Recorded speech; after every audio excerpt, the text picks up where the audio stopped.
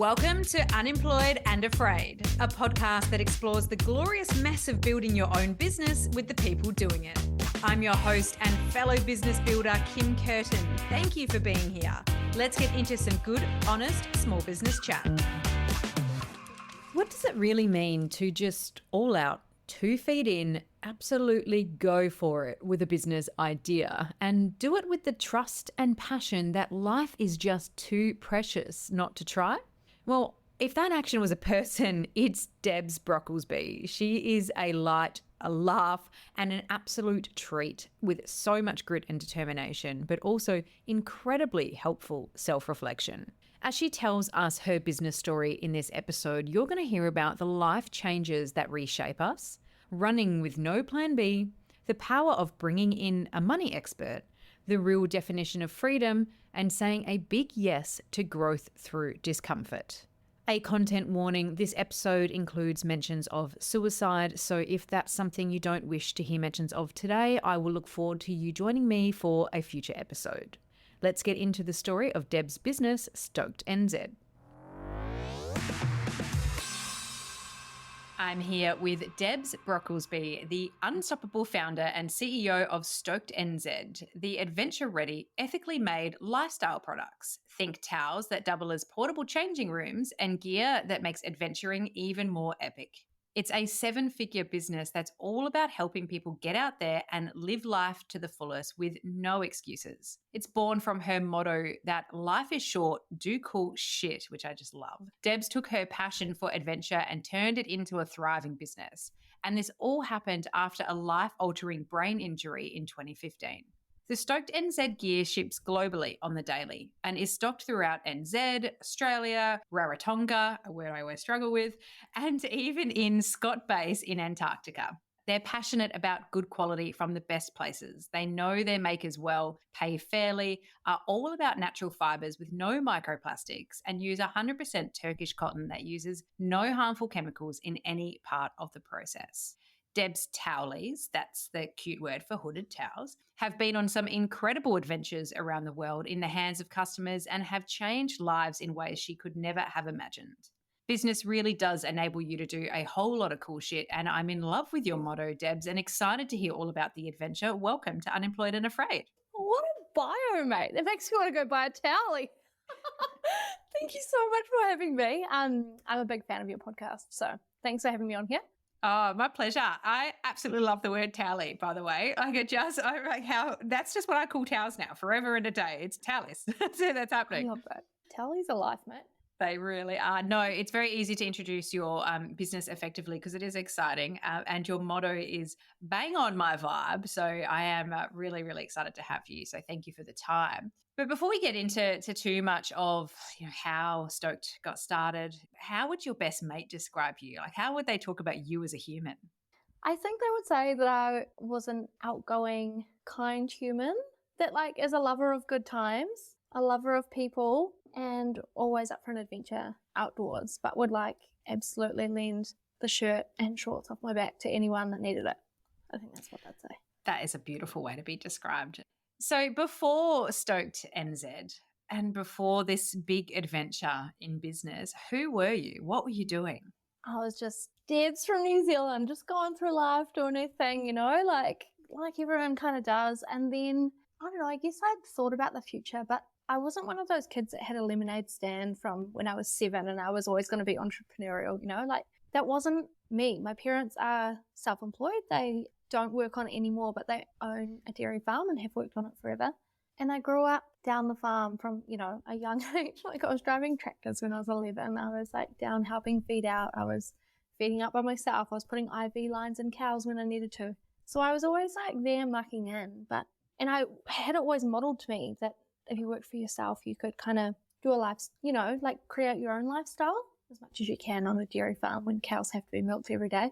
But so I grew up there, and then I, went to school, and then I was like, oh man, what do I do now? I guess I better go to university because I guess I'm 33. It was still at the time where after your school you just went to uni. No one was really saying go travel for a year, get some life experience. Whereas I feel since COVID, it's kind of a bit more go live, try the things you don't want to, see what you do and don't want to do. But yeah, anyway, finished school, went to uni, studied 2 solid degrees of sports science and Japanese. Very helpful things. Fluent in Japanese. That's really got me far in my working life. Not. And yeah, sports science, which was cool. And then I finished my degree and I did what, I don't know, anyone would do. Maybe not. I handed in my last assignment. I booked a one-way flight to Canada. No job, no money, no worries. And went over to Canada and I went snowboarding and then mountain biking for a year. Worked at Denny's. You know, they're like real crappy. Yeah, that's a restaurant and they do the deep fried mozzarella sticks. They do everything. Everything's deep fried. It's awful. I love that place. It's awful. But I worked like the graveyard shift Friday and Saturday night, which was perfect because it meant I snowboarded every day and I had an accent. So I just got paid in tips. I got so much money in tips and I snowboarded every day. And then, you know, winter ended, summer started, rode my bike, and then my visa ran out. And I was like, oh, now what? I haven't found a Canadian to marry, so I guess I've got to like go somewhere, you know, probably home. So I came home and I was like, oh, lots of people have a sport degree. Like, what am I going to do? I'll start my master's. Maybe that'll help me stand out. And then I started that and then an internship. Like I was literally one semester in and an internship come up. And it was working with High Performance Sport New Zealand with the cycling and rowing program. And I was like, stop it. I'll just throw my hat in the ring, you know, like I've been snowboarding for a year, I've got to do something. And I got it. And I was like, whoa, this is sick. And then that led to a longer internship and then that led to a job that I didn't actually even knew existed when I was at school. I don't know if you'd ever heard about it, but like, you know, I was always like, oh, I'd be a doctor or a teacher or whatever. But this job, I got paid to travel all around the world, going to world championships and world cups and Commonwealth games and things like that. And it was like it was a real dream job for me. Like it was cool. So that was me.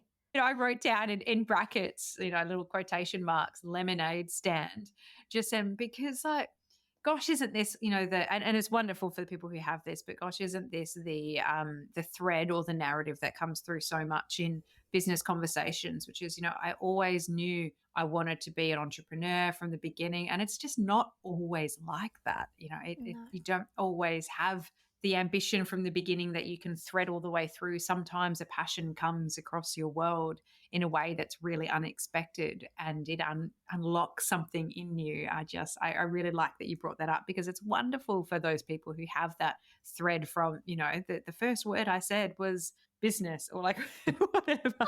Yeah, that wasn't me. Yeah, but for so many, it's a learned thing through the act of just getting out there and giving things a crack, which it definitely sounds like you have done.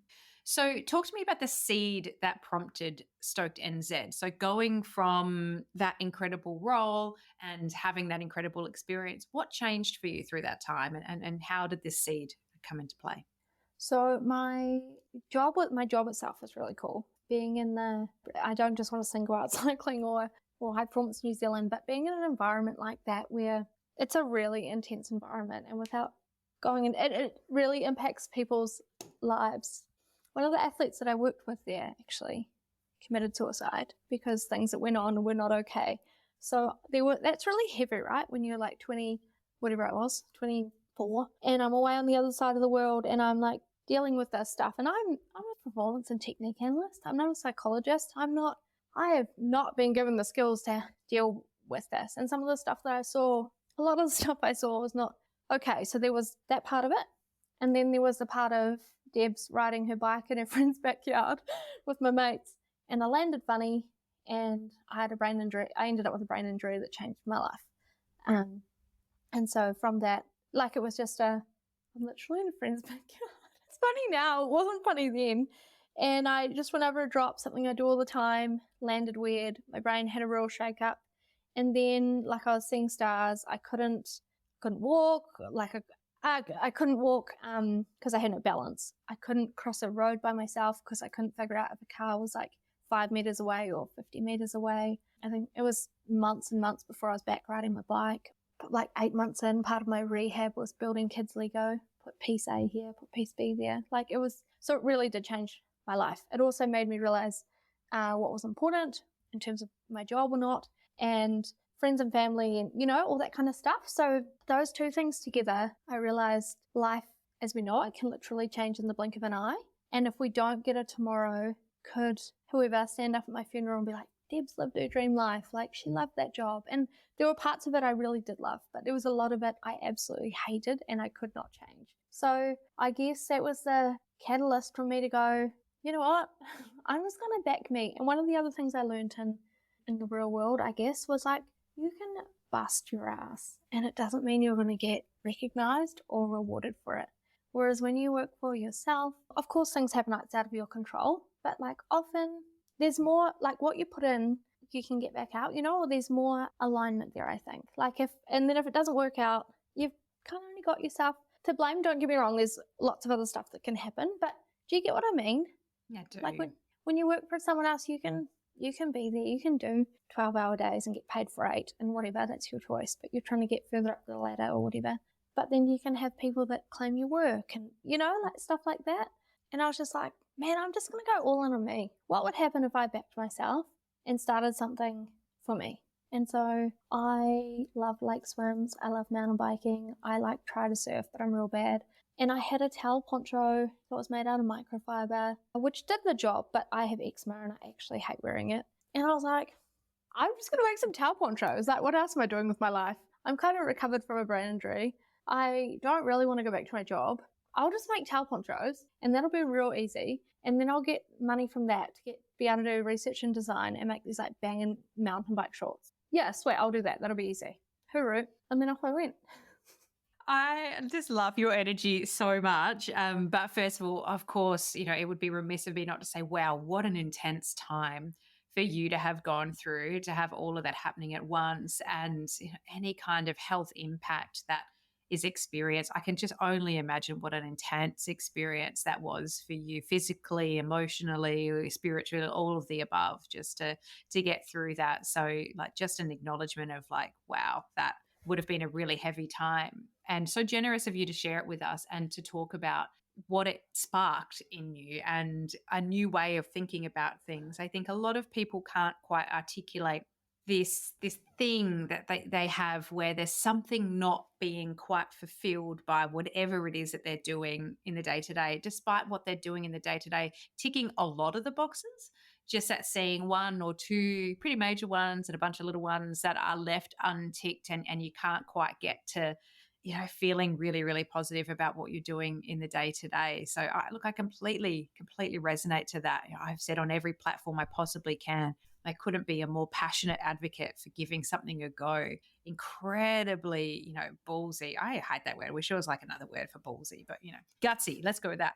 It's incredibly gutsy to go all in and to back yourself all in. And as I say to everybody I speak to, if you feel that spark of something for yourself, you can go all in. Geez, it's gutsy. You can go all in, but just do something small for yourself. Start, you know, a Substack, start a podcast, start doing little things that, you know, you may start exploring the business, start making plans, start doing things, because, you know, that then does show you what you're capable of. You never left wondering. I just think that is, yeah, incredibly gutsy to go all in, and that energy of like life being short, that pushed you in there. That's really inspiring. I think I'm lucky that I had that. Like, obviously at the time I wasn't sitting there going, yay. Like, it was terrible, and I kind of wished I wasn't here, and I wished I had, like, I knew the impact I was having on family and friends, but no doctor had said, like, you'll be right in 3 weeks, back on the horse kind of thing. So I don't want to minimize that shitty time, because it was really shit. But on the other hand, I think, like, if you choose to learn, I hate the saying everything happens for a reason, because a lot of shit stuff happens in life. But I think when things do happen, there's an opportunity to go, what can we learn from this? Or how can we make this better? And so while it sucked at the time, I'm really thankful that I had that when I was early 20s, because it has shaped me as a human and my life now, you know, because I think it is super gutsy, and my mum thought I was mental. Like I spent like $5,000, like I'd quit my job and then I spent $5,000 with a mentor, and I was like, no, I think this is what I need to do. And mum was like, you do you, but like $5,000 is a lot. Is there no other way you could spend that? Do you know what I mean? And I guess, you know, she's just being your mum and looking out for you, and that's her job. But from the beginning, once I set my mind on it, I was like, this is my plan A. I actually don't have a plan B, because not in an arrogant way, I'm really don't think I'm arrogant at all, but I just think I I will not give up on something. If I want something, I have so much grit and determination to keep showing up. And my partner Gary, he's a design engineer by trade. He works in Stoked now, but he's a real like realist, right? Like A plus B equals C because of physics and because of other mathematics shit. Like you can do stuff and you can't do stuff. So when I'm like, Gary, we're just gonna, we're gonna make towels and we're gonna be able to like build this company so we can work from anywhere, or we can go van lifing and you can come into it. He like never put me down, but there was a bit of eye rolling, being like, oh yeah, well, I'll just keep over here earning a steady income, like in case. And then the moment that he come into it, which was pretty early on, we just haven't looked back. And it's fucking cool. Like, don't get me wrong, don't be reckless. Like, we don't have kids. I don't have to worry about having money there for that or anything, like, and if we lost Stoked or whatever happened outside of our control, we were in our control. We could pick our socks back up and go again, So I'm gutsy, but I don't think I'm reckless. Everything we do is not everything. I'd say half calculated and half like, fuck it, what's the worst that can go wrong?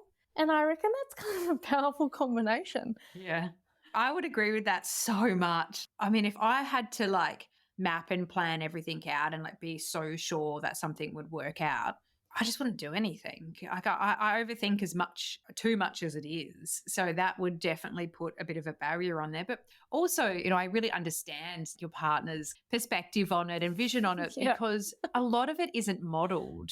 We kind of have to see things to believe it. And, that's so much about what we try to do here by bringing conversations like this is like, it can look a million different ways, but if we don't see it, like just as human beings crafting ideas in our minds, like, guys, there's no new ideas out there. We're all just taking one little bit from one idea, one little bit from another idea, a bit of hope, a bit of optimism, and a whole lot of fuck it, and figuring it out. Like, we got to like think about the broader potential of where we can apply grit and determination to be able to do that. So I just think that's understandable for his perspective. And I think a lot of people will have that in their lives, but it just takes a little got to see it to believe it. And then I bet he's bloody glad he's seeing it now.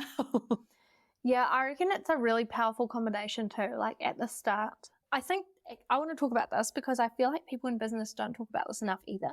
So we're in business, we are life partners and we are business partners. And so at the start, I felt like he was a bit of a handbrake because I was like, no, I've got these, like, I've manifested it, guys. I've got my fucking vision board. We're off, and I've got my wee plan in my back pocket. We're off.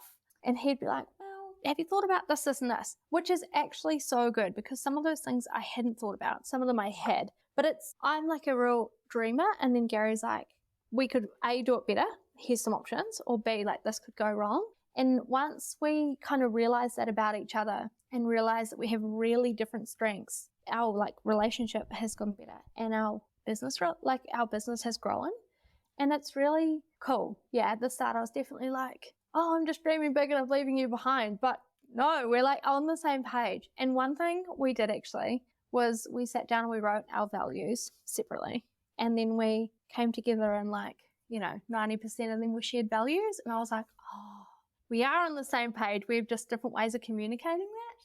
That's a really valuable process. I think so many people should do that, like regardless of if they're in a partnership that's evolving into a business partnership. I think that would be an incredible thing to do just with the important people in your lives, just to see that similarity. But okay, I agree with you a lot that there's something really unique in the power of duos and people coming together behind a shared vision. I think that's why solopreneurship is so challenging, so uniquely challenging for a lot of people, because not having that other side of self when you have to be everything. It's why it helps so much to have coaches or mentors, formally in a solopreneurship space. But I love to hear stories like yours with the power of duos and what can happen when you bring it together. What's been the most challenging thing about getting your business up and running and getting things moving? So in the start, we didn't have a challenge with that. We were actually growing. We grew really fast. We went from one size towelly in 4 colors to 7 sizes and over 50 colors within 6 months. And that's epic. I'm thankful for it. But that just comes with a different set of challenges, right? That's gone from like, how are we going to fund this? How do we get this here?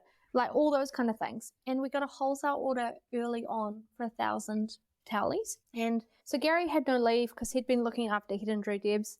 Hidden Drew Debs is now mostly Debs, and she's making tallies. And Gary's like, oh man, is this even going to last? But I bought tickets to Turkey, and I found 3 of the families that we still work with now. And I guess it's a pretty extreme way to overcome an issue. But I figured without a supplier, we didn't really have a business. So we try to go back every 2 years and see them. But then one of our other biggest challenges was there's heaps, right? Business is not all rose-colored glasses. There's so many challenges. But yeah, we had a huge issue with our supply during COVID.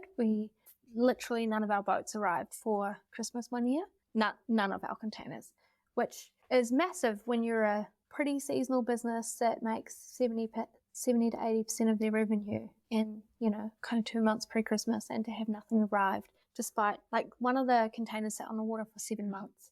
That's no one's fault. And you can make a million plans, but at the end of the day, if it doesn't show up, it doesn't show up, right? So we come up with a really cool campaign called The Reindeers Are Running Late, wrote a little IOU from Santa. It was ridiculously cute. We're transparent with our customers. We let them know that was happening, because I think that's the only way. And they were understanding. But that cost us 2 lots of freight, an IOU card, chocolates. We put a little bag so they had something under the tree. And then when the tallies came, we shipped them out. And obviously 2 lots of labor too. But again, it's like the hidden Drew, right? It's like, and when you have shitty times, you can go, oh, this sucks, and cry in the corner. Or you can go, how can we make this epic? And as much as you want to, you can do both as well. You can cry in the corner, and then you can go, how can we make this epic? Because you're allowed to own that emotion, right? Like, it does suck, and there's not much more you could have done to get it here. We looked at getting a container to Singapore where one was stuck, and then trying to air freight it from there. But, we tried every option. We made way more, which we didn't have the cash to fund, but we air freighted that, and we just found the cash. Do you know what I mean? So we tried everything, but sometimes challenges happen, and it's just how you want to respond, right? If you've been telling yourself that next year, the proverbial next year, is the year that you'll launch your podcast as part of a powerful content strategy to drive connection and impact for your business, let's make 2025 the actual year together.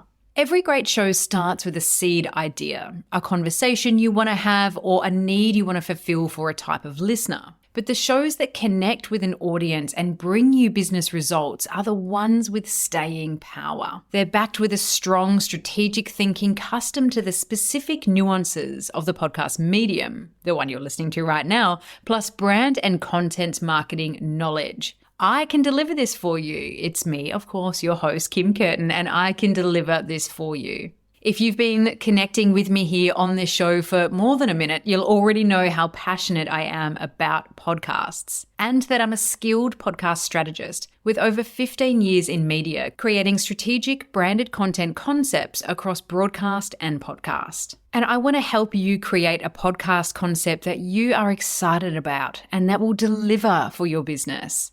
I've opened access to a special one-on-one podcast strategy session with me for the first time ever to refine and stress test your idea, discuss what will work and what to watch out for, and how to measure your success and anything else that you might need to feel confident in this exciting podcast medium. It's 60 minutes, one-to-one, and $199. All you have to come prepared with is a seed idea, no matter how small, and together we'll form this into a show concept that you'll be proud to pursue. Interested? I'll make sure that the link is available for you in the About section of this podcast, or you can head straight to goodsideofthebed.com.au to check it out, or just come and find me on LinkedIn and I'll deliver it directly to your inbox. And I hope to see you there, and I hope to see you creating a podcast you're proud of for your business in 2025. Talk to me a little bit about that experience, I guess, with what you've learned about managing finances and managing forecasts, managing cash flow in a product-based business that relies on manufacturing and all of those things. Just even thinking about back to your incredible role that you were doing before, like absolutely nothing to do with logistics and commerce and, manufacturing and all of those things. So it is such a huge leap, which I think is really powerful because that's the case for most people. But particularly, I think that area of funding the business and looking at things like profit and loss, like that's something that is so boring in the exciting stages of business. But I really find it fascinating to delve into that and be like, how did you kind of muddle your way through that? What did you learn? What surprised you? So I had a few different mentors. I was always like, find someone smarter than you in an area that you maybe are not strong in, right? Because I think that's smart. They've already learned the hard things, so just go to them so you don't have to go through all the hard things. But one of the people that I found, her name's Suzanne Hoyne, she's an Aussie in Byron Bay. I've heard her mentioned in a lot of formats about the amazing work she does in this space. Yeah, so I love her. So she, one of your former guests, Suze from Muckmat, that's actually how I met Suze as well. So I was so lucky to come across Suzanne Hoyne on a podcast, and she'd worked in corporate for a really long time. She knew big business, and then she had kind of a moment where she was like, oh, I want to do this for myself. So she bought a bakery that was doing $30,000 a year. When she sold it, it was doing 30 mil. And I was like, she probably knows a thing or two about numbers. Maybe I'll have a yarn to her. And by the time I talked to her on the phone, usually it's like a sales call, I had done all the research, and I just got on there and I was like, take my money. I literally said that to her. And she's been a game changer, because prior to that, like, I love the spreadsheet and I was hanging out in there.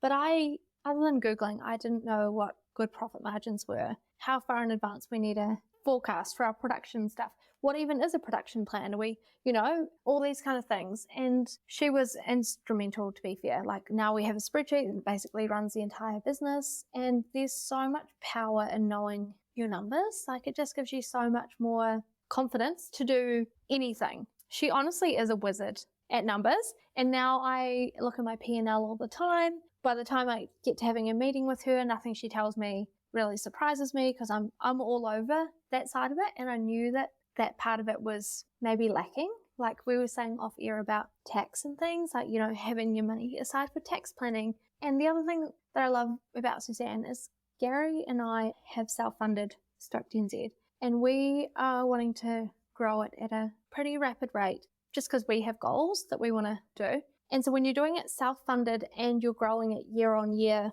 at a decent rate, that money's going to come from somewhere, right? So you're reinvesting so much of what you're making, and that's a really fine line as to like what we can afford, but not eat rice every day for 6 months. Do you know what I mean? So you kind of need someone to have a wee look-see over that spreadsheet and make sure the numbers stack up. Has that allowed you to lean into then other areas of the business that do also contribute to like the frontline growth? Things like marketing, partnerships, all of that sort of stuff. Like how has that changed your experience of running the business, having someone to support like that? Oh, so much. I don't wish, because Deb's 1 or 2 years in, she learned some stuff, but man, I resisted marketing for so long, which is so silly, because how do you sell something if you can't market it? I guess in those first few years we sold out, which is really cool and can be a strategy in its own right, but it wasn't my intentional strategy. And now that we're breaking into like more countries and things, I really had to lean into that. And one thing, like, I would never have done this podcast with you 5 years ago, because I didn't want to talk about my brain injury, because I didn't want people to feel sorry for me. But I've actually understood that it can be really inspiring for people that have had one, and that, you can come out the other side and maybe have a better life. So I think that was a process. I had to learn that. And then I have leaned way more into marketing, PR, all those things that do move the needle. Relationships, networking, like going to events that, like, I was the kid that cried at school when you had to do a speech, because I hate being in front of people talking. But now I'm actively putting my hand up. Well, and people are asking me to speak at events, which blows my mind that they want to listen to me. But I'm saying a fuck yes to that, because when you're that uncomfortable, you grow like more than anything. And so I'm just like, you want me to speak? 200 people? Okay, yep. And then I go, and you only get good things from it, So it's really allowed me to step into things that move the needle, that I freaking love to do, and helps create that lifestyle that I'm absolutely building for myself. Oh, just that. Is there anything about business, genuinely asking for a friend, is there anything about business that isn't wildly uncomfortable the first time or the first dozen times you do it? Oh man, that first time you did a to the face, social media, like filming yourself, it's just like, you want to vomit. No, I think anything in the unknown is scary, right? It doesn't matter if it's business or something else. If you haven't done it before, it can be it can be really scary, but also we have to go into those hard times to push through and hit new boundaries, right?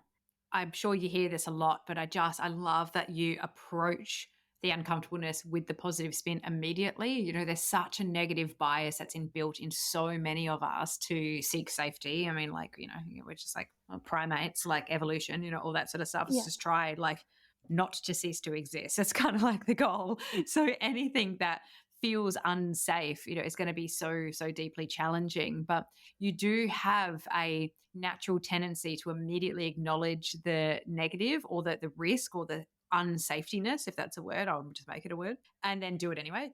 And I think that is, that clearly is something so innate in you, which I think is so inspiring. But for the listener, I do think that that's such a learned thing too. Like, it's just, you do it a bunch of times, you see yourself doing it, and then you're like, oh, this doesn't feel fun. This doesn't feel comfortable, but like, here I am just doing it again. And, you get more and more examples of that running through. It's, yeah, I'm sure you've heard that a lot, but it is inspiring in lots of different ways, and not just because of your brain injury or what you've overcome to get here, just that natural tendency you have to like lean into the positive very quickly. Thank you. That's really kind. I do think it is a learned thing. And I want to say that because sometimes people go, oh, you're just naturally, not to me, they don't say this, but like, you're just naturally skinny, or you're just naturally good at that, or you're just whatever.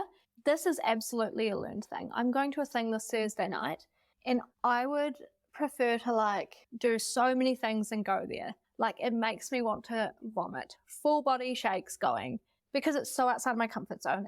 And it's probably not even that scary to some people, but it's a room full of speakers, and I want to do more speaking. And I'm just little Debs going into this room of like somebodies, and I'm a nobody who I thinking I can stroll on into this room. But also I'm like, if I meet 2 people, imagine the exponential change that could have to my business.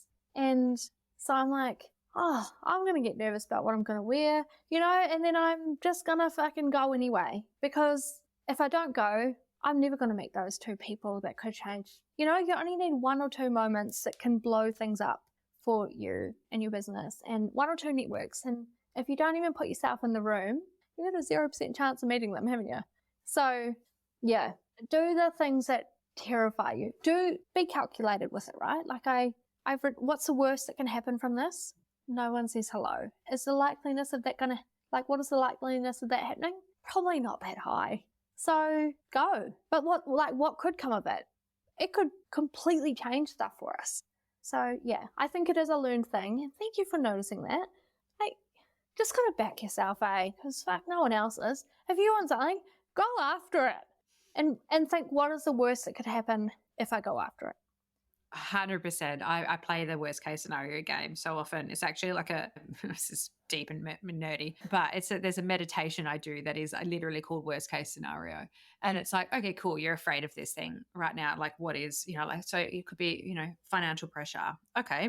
What am I worried about? Well, I'm worried about the very real possibility of eating rice and then not eating anything, It might be that, I'm just, I'm being extremist for the purpose of the conversation, but going through that path and working it out, like what could actually, like, what is it that's making me feel like I don't want to do this?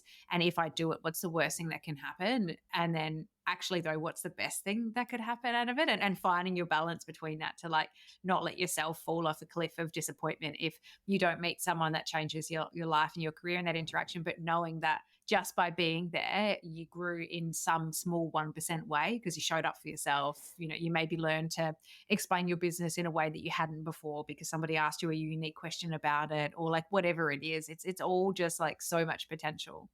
Yeah, you put that so good, because don't get me wrong, I don't think I'm not going in there expecting to meet someone that's going to change everything, but I could. And if I don't go in the room, I'm certainly not going to, right? But I think that calculated risk. So the year that our boats didn't arrive, none, they came in January, then New Zealand had crazy flooding. So even our summer events were cancelled.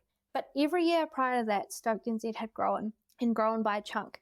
So, but we'd missed Christmas, we'd missed summer. So I guess normal people and my accountant and, people that my parents who had a vested interest in my mental health, they were like, Debs, you've got all this stock. It's not going to go off. Just buy a little bit more and you'll be good for next summer. Did Gary and I do that? No. We thought, we've grown X% every year. We would have grown this year if our stuff had arrived. It didn't. Boo-hoo, move on. We're going to keep all that stock, triple our overdraft, because that's all the bank would let us have, and like really double down on it and go, we're gonna get through this winter. It is going to be really hard. We could literally be eating rice. There will be tears, but we know that we are working towards what we want, and we know that we are on the right track. And then we got through an incredibly hard winter and had the best summer of our business. And so I think, to my point, yes, do hard things with calculated risk, right? Like, I hope I haven't just contradicted myself. You only have as much proof as you can find in making decisions, like nothing's ever going to be guaranteed. Someone could listen to that and go, okay, yeah, you had, year-on-year growth of X percentage, great. But there's just been this year where, this has happened. #unprecedented times. Who's to say that's not going to go, nowhere, and you're not going to have that again? There is all of that consideration. But then there is well, what choice is there? In that moment, what choice do you have? But to go, well, to make up for that, we need to have, expedited growth. It needs to go hard or go home. We can definitely find also reasons not to do things, but that's the premise of calculation. Calculated doesn't mean guaranteed. It's just considered. Exactly. Man, you put that together so good. I agree. And we thought, what's the worst that can happen? We end up with all these towelies. Worst case, we can sell them or give them away, whatever. We can go and get jobs at our local grocery store, and we can still pay our mortgage. If that gets too hard, we can get in a flatmate. If that gets too hard, we can do this. If that gets too hard, we can sell our house. If all those things happen, do you know what I mean? How many steps back?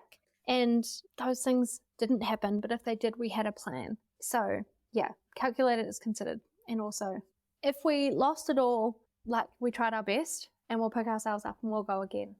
And you definitely aren't going to be wondering about what could have happened. Exactly. And I love that. That would be my worst fear, wondering what if we didn't go all in, and then I go, oh, I wonder what, because that's so much brain space taken up wondering, and it doesn't help. I know. I have this horrible fear of not realizing my potential. And I know people have a lot of fears that are more important than that one. That's a very personal moment. But just that thought of being no matter what it is, if I don't give it a crack, and it goes for business, this goes for, anybody in a role that wants to shoot for a different role, or anything, entrepreneur, whatever, just to have a tiny little inclination about one thing and be but what if but what, but what if that's the thing that was my potential? And it's it can be overwhelming at times. I particularly find it overwhelming. I'm I want to do so many things. I actually can't do all of these, but so I'm probably guaranteed to also look back and go, oh, I didn't realize my potential about learning Japanese, or something like that. But it's inevitable. But I won't continue on that rant. When I was researching you and I was getting ready for this chat today, there was a word that came up in a lot of your comms, or kind of the background of you and who you are, and that's freedom. And I think freedom gets a strange write-up in a lot of instances when it comes to business. It can be glamorized quite a lot by those who aren't perhaps in business, or aren't in business full time, that being in business equals freedom. And I've been very, very vocal. I love that you laugh because you get it. And, the grass is greener and all of these things. But freedom, flexibility is sort of, in my opinion, part of the story. But I think it's in many people's opinions, the thing that makes them want to do something. So I wanted to talk to you a little bit about what freedom means to you, why it's a driving force for you, and the role freedom has played in your business. Freedom underpins everything. So it's not just freedom for me, it's freedom for our staff to work on hours that suit them. Most of them are mums, so they work on a mum schedule. And then one of them staying late today because her husband's getting the kids, but they might have to leave early other days. And it's that trust, that knowing that as long as the job gets done, it doesn't actually really matter when it gets done.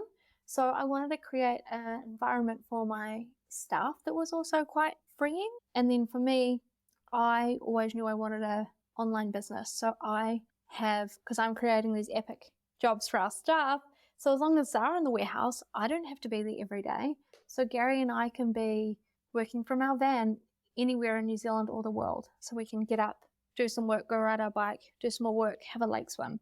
Because life is short and we should do cool shit, right? So it's partially that. It's also, I never really talk about this because I don't want us to look like two little brain injury kids, but Gary, my partner, also is deaf in one ear because he had a hectic brain injury when he was younger. And Gary is Northern Irish, so his parents are still over there. So freedom also means freedom that we can go work from there if something happens to them. Financial freedom that we can buy flights there tomorrow if needed. That's what freedom means to me. Freedom to do life on my terms. I can start at 6 because that's when I work best, and I can finish whenever, and then I can go ride my bike and, like just noticing what works best for you and the humans around you. Oh, I love that. It's I have my financial goals written down like a big nerd on a whiteboard. But it's like it's this. But what it actually gives me is the ability to double down on the way that I treat myself and those around me. So to be able to make really, really healthy choices. That's like therapy, being fit and healthy, and investing in those things. All experiences come into that. But that ability to pick up and go and be with my family if I need to.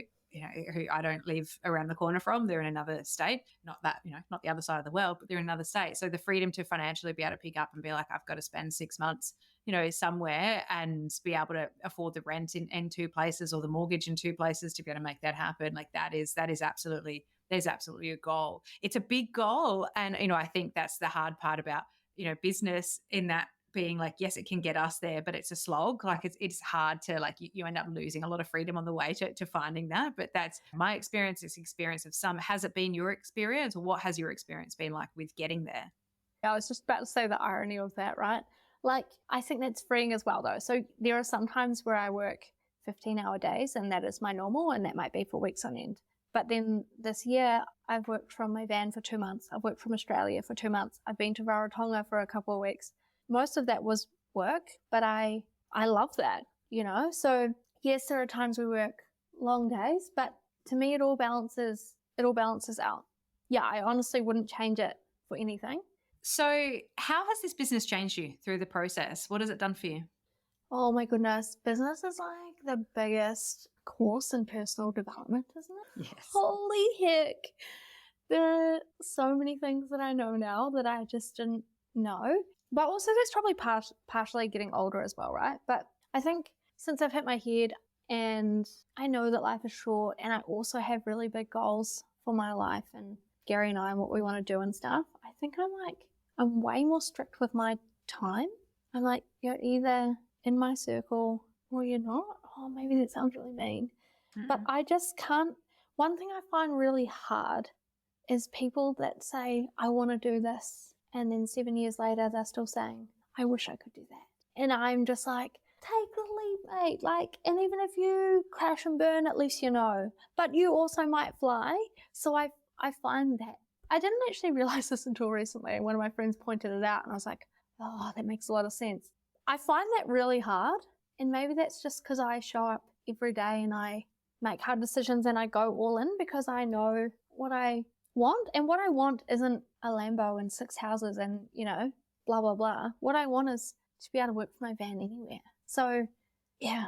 And so I'm really strict with my time so I can hit those goals.